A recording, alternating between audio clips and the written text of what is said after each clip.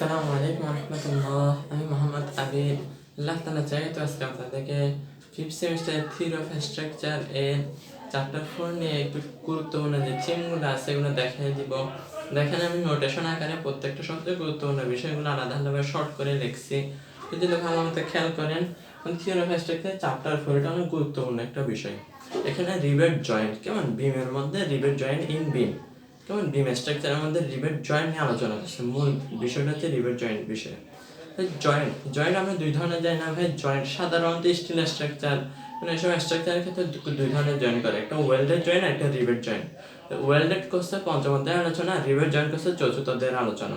তো রিবেট জয়েন্টের মূলত বিষয়টা হচ্ছে যে এমন একটা জিনিস, একটা পাত এর উপর আরেকটা পাত রেখে যদি নাট বোল্ট চিনে আমরা, নাট বোল্ট দিয়ে অনেক কিছু সংযোগ করে, নাট বোল্টকে এখানে রিবেট বলা হয়েছে। এই রিবেট দ্বারা সংযোগ করা হয়, তাহলে ওটাকে কি বলে? ওই নাট বোল্ট দ্বারা দুটা পাতকে যে আমি সহজে বলতেছি, একটা পাত এটার উপর আরেকটা পাত রেখে যদি মাঝখানে কি নাট বোল্ট দ্বারা সংযোগ করা হয়, তবে এটাকে কি বলেছে? রিবেট বলা হয়েছে। রিবেট যাতে এক্স্যাক্টলি নাট বোল্টের মতো এরকমও না, এটা কি একটা অংশ, একটা বোল্ট ঢুকিয়ে ওটাকে আরেকটা অংশকে তাপ প্রয়োগ করে গলি আটকে দেওয়া হয়, এটাই রিবেটের একটা কানেকশন। দেখেন এখানে যদি রিবেটের আমরা খেয়াল করি, এরপর যে আমরা রিবেট কি পরিমাণ, কোন স্থানে কয়টা রিবেট দিব, কতটুকু রিবেট দিব, কি পরিমাণ রিবেট দিব, কেমন কতটুকু দূরত্ব, স্পেসিং কত হবে, কেমন এটা সাইজ কেমন হবে, কেমন কভারিং কত হবে, এই সবগুলো যদি খেয়াল করি, এই সবগুলোর উপর কিসের উপর নির্ভর করে? তিনটা বিষয়ের উপর, শিয়ারিং, বিয়ারিং, টিয়ারিং। এটা হচ্ছে একটা রিবেট জয়েন্টের উপর তিনটা ফোর্স কাজ করে, টেনশনাল ফোর্স, মানে এগুলো টানজনিত বল কাজ করে। কি কি কি ভাই? শিয়ারিং, বিয়ারিং, টিয়ারিং, স্ট্রেংথ। কেমন এই তিন ধরনের মূলত হচ্ছে এই তিনটা প্রধানত মেনলি, আর পারিপার্শ্বিক তো অন্যান্য ধরনের আছে লোড, কিন্তু মেনলি স্ট্রেংথ এই তিনটাই, শিয়ারিং, বিয়ারিং, টিয়ারিং। এবার শিয়ারিং কি ভাই? শিয়ারিং, বিয়ারিং, টিয়ারিং। শিয়ারিং বিষয়টা হচ্ছে আমরা যে একটা পাতের সাথে, একটা প্লেটের সাথে আরেকটা প্লেট রিবেট যারা সংযোগ করলাম, এই রিবেট কি হয় ভাই? এই দেখেন রিবেট যারা সংযোগ করলাম, এটা হচ্ছে রিবেট। এর একটা পাতের কি এই পাশে কি একটা বিপরীতমুখী বল কাজ করে, এই পাশে আরেকটা বিপরীতমুখী টেনশনাল ফোর্স কাজ করে, বিপরীতমুখী কতগুলো টান বল কাজ করে। এই টান বলের কারণে রিবেট যেটা আছে, এই রিবেটের মধ্যে কি যে রিবেট, যে নাট বোল্ট, যে স্ক্রুটা ব্যবহার করছে, এটা মাঝখানে ক্র্যাক হয়ে যেতে চায়, ফেটে যেতে চায়, একদম ছিঁড়ে যেতে চায়, কেমন একদম চূর্ণ বিচূর্ণ, একদম ফেটে যেতে চায়। এই অংশটা ফেটে যাওয়ার প্রতিরোধ করার জন্য যে বল কাজ করে, এই ফেটে যাওয়ার জন্য তো আমরা স্ট্রাকচার বানাচ্ছি না, আমরা স্ট্রাকচার বানাচ্ছি ফাটা থেকে রোধ করার জন্য। কেমন এই রিবেটকে, দুইটা পাতকে যে রিবেট দ্বারা সংযোগ করা হয়েছে, ওই রিবেটকে তাদের টেনশনাল ফোর্সের বিপরীতে টিকে থাকার জন্য, কেমন টেনশনাল ফোর্স ফেটে যাওয়া থেকে, রিবেটকে ফেটে যাওয়া থেকে রক্ষা করার জন্য যে বিপরীতমুখী বল কাজ করে, এটাকে বলছে শিয়ারিং স্ট্রেংথ। কেমন শিয়ারিং শক্তি, শিয়ারিং বল, এটাকে বলা হয়েছে শিয়ারিং ফোর্স, কেমন শিয়ারিং স্ট্রেংথ। তাহলে শিয়ারিং স্ট্রেংথ বোঝা গেছে। এবার হচ্ছে বিয়ারিং স্ট্রেংথ। বিয়ারিংটা কি ভাই? বিয়ারিংটা হচ্ছে যে আমরা যে দুই পাশে বিপরীতমুখী যে বল কাজ করছে, এই পাশে একটা টেনশনাল ফোর্স, এই স্ক্রুটাও কি ক্র্যাক হয়ে যেতে চায়, ফেটে যেতে চায়, চূর্ণ বিচূর্ণ হয়ে যেতে চায়, ওইটার সাথে আরো বেশি টান করা করে এখানে কি ভাই, যে পাত আছে, পাত যে প্লেটগুলো ব্যবহার করছে, ওই প্লেটগুলো ফেটে যাইতে চায়। দেখেন এখানে প্লেটটাও ফেটে যাইতে চায়, রিবেটও ফেটে যাইতে চায়। তাহলে যে স্থানে রিবেট আর প্লেট, কেমন স্টিল প্লেট, এই দুটোটাই ফেটে যাইতে চায়, এটাকে বিয়ারিং বলছে। আর বিয়ারিং এই ফেটে যাওয়াকে রক্ষা করার জন্য যে শক্তির প্রয়োজন, এটাকে বিয়ারিং স্ট্রেংথ বলা হয়েছে। কেমন? তাহলে বিয়ারিং এর বেলায় কাকে কাকে রক্ষা করে? রিবেটকেও রক্ষা করবে, শিয়ারিং স্টিল প্লেট, যে স্টিল প্লেট ব্যবহার করছে ওটাকেও রক্ষা করবে। দুটোটা অংশ, রিবেট আর স্টিল প্লেট, দুটোটাকে যদি ফেটে যাওয়া থেকে, চূর্ণ বিচূর্ণ হয়ে যাওয়া থেকে রক্ষা করে, তাহলে এটাকে কি বলা হয়েছে? Bearing strength. আর এখানে যদি শুধুমাত্র প্লেট, কাকে ভাই? শুধুমাত্র প্লেটটাকে ক্র্যাক হওয়ার থেকে অথবা ফেটে চূর্ণ বিচূর্ণ হওয়া থেকে রক্ষা করে, ওই শক্তিটাকে কি বলে? Tearing strength. দেখেন চিত্রের মাধ্যমে বুঝিয়ে দিছে। শিয়ারিং মানে কি? রিবেটকে ফেটে যাওয়া থেকে রক্ষা করে। বিয়ারিং মানে কি? রিবেট এবং প্লেট, স্টিল প্লেটকে ফেটে যাওয়া থেকে যে রক্ষা করে, যে বিপরীতমুখী বল কাজ করে, এটাকে বিয়ারিং স্ট্রেংথ বলছে। আর টিয়ারিং মানে কি? শুধুমাত্র কাকে? স্টিল প্লেটকে। এখানে কি হবে? রিবেট হবে না, শুধুমাত্র কাকে হবে? টিয়ারিং এর বেলায় কি হবে? শুধুমাত্র স্টিল প্লেটকে রক্ষা করে। বুঝে আসছে ভাই? এরপরে যদি খেয়াল করেন, এখানে আমি কিছু মূল কয়েকটা সূত্র দিছে, পাঁচ ছয়টা সূত্র দেখলে আমাদেরকে অধ্যায়ের ম্যাথগুলো সলভ করা একদম ইজি হয়ে যাবে। যদি আমরা এগুলো মূল জিনিসগুলো বুঝে বুঝে করতে পারি তাহলে আমাদের জন্য সহজ হবে। বিষয়টা হচ্ছে মুখস্থ সূত্র অনুযায়ী তো আমরা ম্যাথগুলো মুখস্থ করাই যাবে, কিন্তু এগুলো যদি বুঝে আসে আমাদের বিষয়টা একদম সহজ হবে। দেখেন শেয়ারিং এর সূত্র আছে, শেয়ারিং এর কি পরিমাণ শক্তি প্রয়োজন, কেমন শেয়ারিং এর শক্তি PS, কেমন শেয়ারিং এর শক্তি PS, এস দ্বারা কি বোঝাচ্ছে এখানে শেয়ারিং, শেয়ারিং এর শক্তি কি NaFs, NaFs, n কি n হচ্ছে সংখ্যা, কি পরিমাণ জয়েন্ট আছে, কি পরিমাণ ডিভাইড ব্যবহার করছে, সংখ্যাটা হচ্ছে n, তারপরে আর হচ্ছে Fs, মানে কি ওটা প্রস্থচ্ছেদের ক্ষেত্রফল, ওটা কি পরিমাণ ক্ষেত্র যদি আমরা কি করছি কি ফোকর রাখছি, কি পরিমাণ কেমন ফাঁপা রাখছি, কেমন হোলোর পরিমাণ কি পরিমাণ ফাঁপার পরিমাণ কতটুকু, এটা এ দ্বারা প্রকাশ করছে। আর F(s) কি ভাই F(s) দ্বারা শেয়ারিং এর স্ট্রেস মানে কি পীড়ন, শেয়ারিং এর পীড়নের পরিমাণকে F(s) বোঝানো হয়েছে। তাহলে PS ইকুয়াল কি NaFs, NaFs না বলে Fs বলা যাবে, NaFs। তাহলে PS ইকুয়াল কি জানি আমরা NaFs, এই অনুযায়ী কিন্তু আমাদের ম্যাথ করতে হবে ভাই, বুঝে বুঝে করেন এগুলো। দেখেন ভালো মতো, বিয়ারিং স্ট্রেন্থের বেলায় PB মানে বিয়ারিং এর শক্তি, PB মানে কি বিয়ারিং এর শক্তি, বিয়ারিং এর শক্তি equal NDT F(b), NDT F(b), NDT F(b), PB equal NDT F(b), n কি n হচ্ছে নাম্বার, কেমন সংখ্যা, কি পরিমাণ কতটা ব্যবহার করছি, তারপরে এখানে d মানে কি ডায়া, এটা ব্যাস কত বড়, কেমন একটা যে আমরা এই অংশের মধ্যে একটা খনন করব, বরাবর আমরা রিবেট যতটুকু ঠিক হবে ওই অনুযায়ী তো খনন করলে হবে না, ওই অনুযায়ী ফোকর রাখলে হবে না, ফাঁকার পরিমাণ কিছু বাড়তি করা হয়, অনেক জায়গায় 1.5 সেন্টিমিটার করেন, অনেক জায়গায় কয়েক মিলিমিটার করেন, মানে এগুলো ক্ষেত্র বিশেষ, একটু বৃহৎ জায়গায় কি ভালো যেখানে রিবেট বসে মানে প্রায় 1.5 সেন্টিমিটার মতো একটা ফাঁকা রাখে, যেমন এর পাশেও কিছুটা ফাঁকা রাখে, এই পাশেও কিছুটা কি রাখে ফাঁকা রাখে, এই অংশ থেকে কিছুটা পাশেও কি বাড়তি কিছুটা ফাঁকা রাখে, কেমন রিবেট ছাড়াও বাড়তি কিছুটা ফাঁকা রাখে, এই সব কিছু ফাঁকা মিলে যেতটুকু ব্যাস প্রয়োজন ওই ব্যাসটাকে বলছে ডায়া, টি মানে কি থিকনেস, কেমন এখানে যেটা পুরুত্ব, এই পুরুত্বটাকে কি বলা হয়েছে থিকনেস, তারপর F(b) মানে বিয়ারিং এর স্ট্রেস অফ বিয়ারিং, F(b) দ্বারা কি বিয়ারিং কি পরিমাণ স্ট্রেস হয়েছে, কি পরিমাণ পীড়ন হয়েছে, F(b) দ্বারা প্রকাশ করছে। দেখেন PB equal NDT F(b), PB equal NDT F(b). এরপর আমরা যে টিয়ারিং স্ট্রেংথ, টিয়ারিং মানে কি প্লেটকে রক্ষা করে ছিঁড়ে যাওয়া থেকে, ফেটে যাওয়া থেকে, চূর্ণ বিচ্ছিন্ন হওয়া থেকে কাকে রক্ষা করে, প্লেটকে রক্ষা করে। তাহলে টিয়ারিং সমান সমান FPT, PT is equal P into P minus D into T F(t), দেখেন P minus D into T into F(t), P minus D into T into F(t). তাহলে এখানে কি ভাই শক্তি, টিয়ারিং এর শক্তির মান কি P minus D, P মানে কি পিচ, স্মল p মানে কি এটাকে স্মল p মাথায় একটু বেঁকায় দিছি দেখেন শেষের অংশে, তাহলে p মানে কি স্মল p মানে কি পিচের সঙ্গে পিচ মাইনাস d, মানে এটা থেকে ডায়াটা বিয়োগ করতে হবে ইনটু থিকনেস ইনটু F(t), মানে কি টিয়ারিং স্ট্রেসের পরিমাণ। বুঝে আসছে ভাই, এই তিনটা সূত্র এবং মাস্ট বি মুখস্থ রাখতে হবে, কেমন তাহলে আমাদের ম্যাথগুলোর সামনে যেগুলো করব ইজিলি আমরা সলভ করতে পারবো।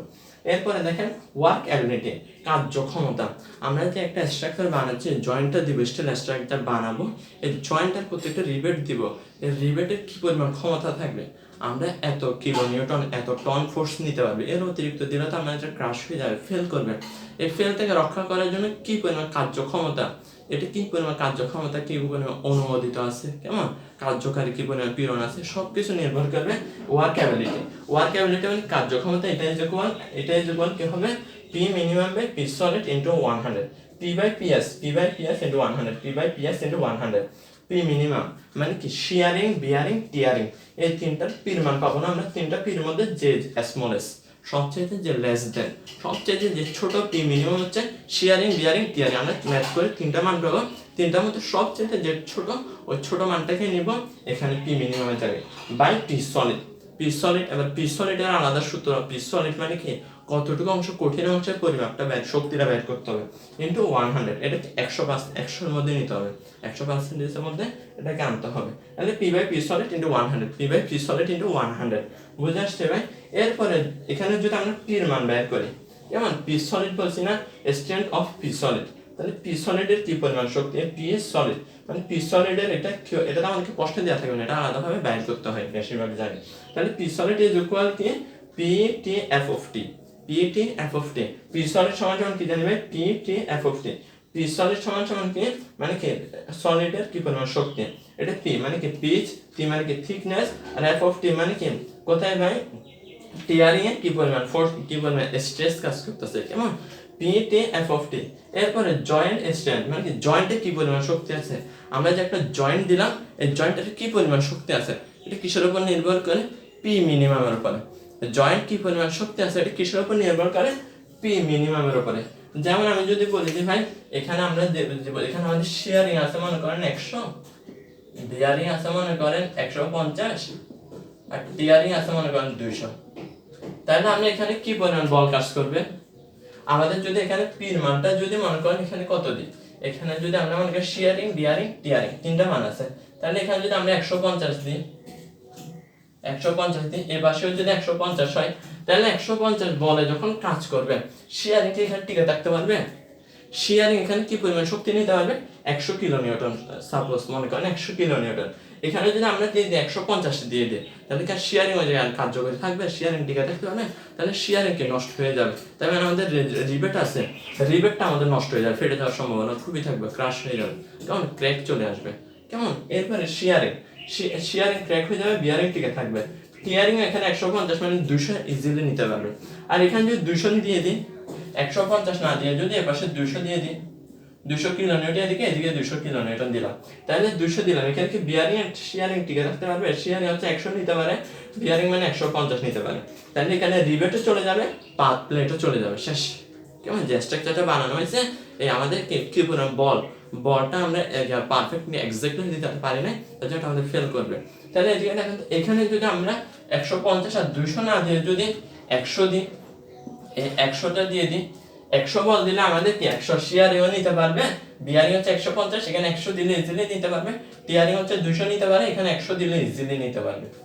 বুঝে আসছে ভাই? তাহলে এখানে আমাদের এদিকে দেখেন জয়েন্টের কি পরিমাণ শক্তি, এই জয়েন্টের কি পরিমাণ শক্তি, স্ট্রেংথ অফ জয়েন্টের কি পরিমাণ শক্তি, এটা সবচেয়ে নিম্নটা যদি নিই আমরা তাহলে জয়েন্টের শক্তিটা পাই যাবো পি জে মানে কি জয়েন্টের শক্তি ইজ ইকুয়াল কি P minimum, P J is equal P minimum, জয়েন্টে কি পরিমাণ শক্তি আছে এটা সর্বনিম্ন শক্তিটাই বসাবো, শেয়ারিং বিয়ারিং টিয়ারিং সর্বনিম্নটা বসালে ওই তিনটা ইজিলি নিতে পারবে। বুঝে আসছে ভাই?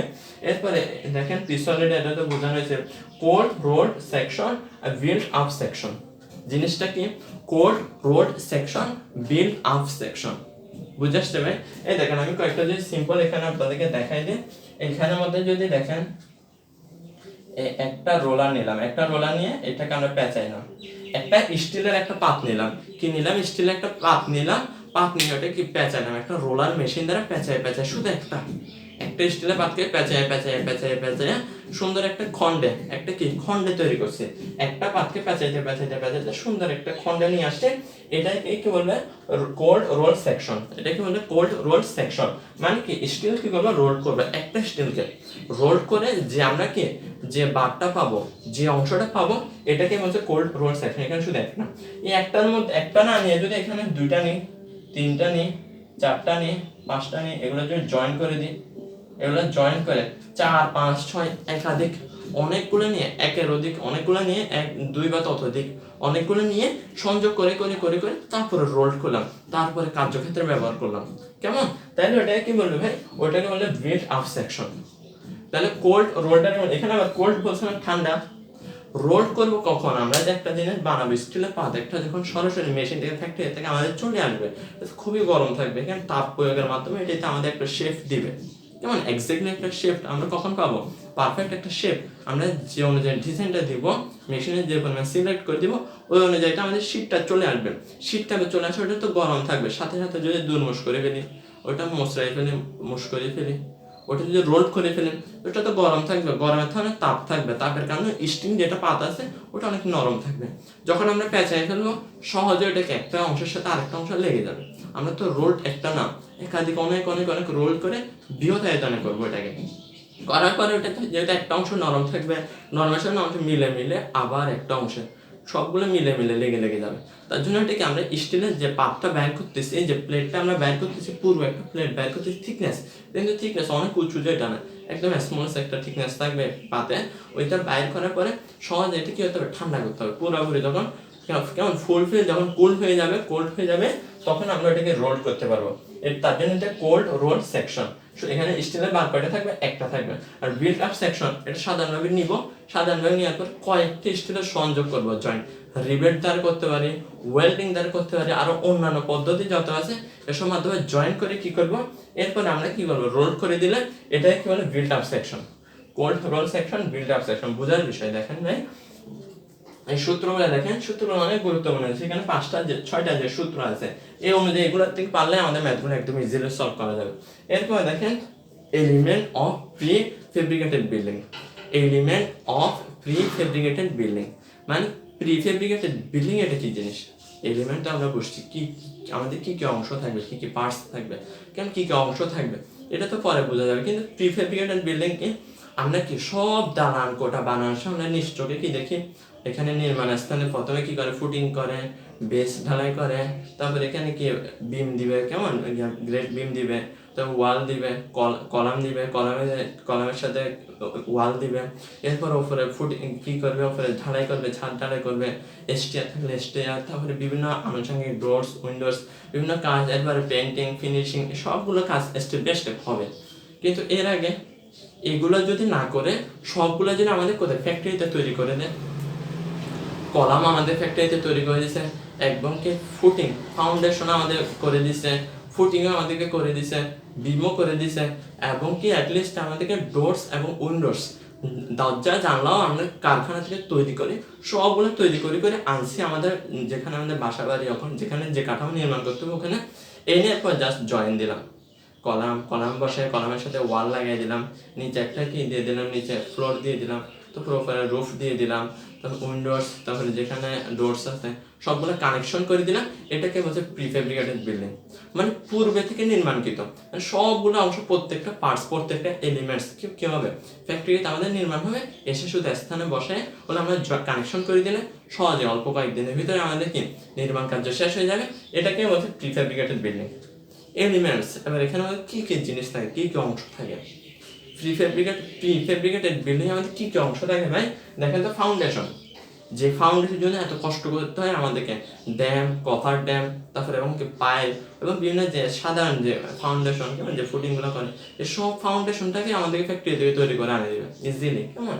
তারপর কলাম, যে কলামটা ব্যবহার করতেছে, বিম যেটা আনুভূমিক বল নেয়, আর কলাম যেটা আনুভূমিক বলকে কি উলম্বের মধ্যে ছেড়ে দেয়, ট্রাসকে কাঠামোর উপরস্থ যে বলটাকে সহজেই ডিস্ট্রিবিউট করার জন্য যে কাঠামো ব্যবহার করা হয়, ট্রাস, ওয়াল প্যানেলস, মানে এখানে কিন্তু ওয়াল না, ওয়াল প্যানেল, মানে প্রত্যেকটা আলাদা আলাদা ওয়াল এনে কানেক্ট করে দিবে, কেমন একের মধ্যে চারটা এনে চারটা কানেক্ট করে দিবে, ওয়াল প্যানেলস, ফ্লোর স্ল্যাব, মানে ফ্লোরের জন্য যে স্ল্যাব প্রয়োজন স্ল্যাবটাও তৈরি করে এনে দিবে, তারপর রোপ প্যানেলস, ছাদটাও আমাদের ছাদেরও প্রত্যেকটা অংশ থাকবে, কেমন। এখানে কি পুরাটা একটা না, কয়েকটা অংশ থেকে কানেক্ট করে বানিয়ে দিবে। এরপরে কানেক্টরস, কেমন, কানেকশন কি ভাই, এগুলো জয়েন্ট দেওয়ার জন্য যেগুলো প্রয়োজন এই কানেকশনগুলো আনবে। ডোরস অ্যান্ড উইন্ডো, অ্যাটলিস্ট আমাদেরকে ডোর, দরজা, জানালাও এনে দেবে। জাস্ট আমরা বলবো ভাই আমাদেরকে এটা এনে দেন, ওরা এনে দিয়ে কানেকশন করে অল্প কয়েকদিন নেবে, আমাদের পুরো ফুলফিল কাজ শেষ, কেমন। এভাবে তৈরি করতে এখন অনেক ভালো ভালো ডেভেলপার কোম্পানি আছে, ভালো ভালো স্ট্রাকচার তৈরি করে দিচ্ছে। দেখেন প্রিফেব্রিকেটেড বিল্ডিং, এটাকে বলা হয়েছে প্রিফেব্রিকেটেড বিল্ডিং। এখানে অংশগুলো পার্টসগুলো একটু মনে রাখবেন। এরপরে দেখেন তো টাইপস অফ প্রিফেব্রিকেটেড বিল্ডিং।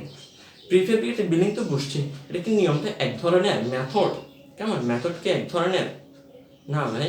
এখানে কি প্রধানত মেনলি কয় ধরনের মেথড আছে, 6 ধরনের পদ্ধতি আছে। 6 ধরনের পদ্ধতিতে আমাদের প্রিফেব্রিকেটেড বিল্ডিংটা তৈরি করা হয়। 1 নাম্বার দেখেন প্যানেলাইজড, তারপরে মডুলার, তারপরে স্টিল ফ্রেম, প্রিকাস্ট কংক্রিট, কি বলছে পার্টেবল হাইব্রিড, বুঝে আসছে ভাই। তাহলে এখানে মেনলি প্রিফেব্রিকেটেড বিল্ডিং মেনলি কয় প্রকারে, 6 প্রকার, আমাদের 6 ধরনের করে তৈরি করা হয়। 6 ধরনের, 6টা মেথড আছে, 6 পদ্ধতি আছে।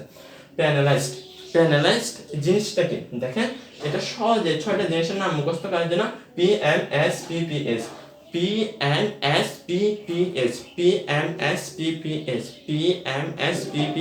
সিম্পলি সূত্র বুঝে আসছে ভাই?